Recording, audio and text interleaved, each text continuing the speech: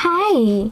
In front of me is Xiaomi Mi 11 Ultra, and today I would like to show you how you can turn off automatic screen rotation on this Xiaomi smartphone. Start by going in the tab menu. Now you need to look for lock orientation icon and click on it. As you can see, now it's blue. That means that auto rotation is off. You can also though go into settings, scroll down a bit and tap on display. Then scroll all the way down and click on the switcher next to auto rotate screen. If the switcher is grey, that means that auto rotation is off. Thanks so much for watching. If you enjoyed this video, leave a like, comment and don't forget to subscribe.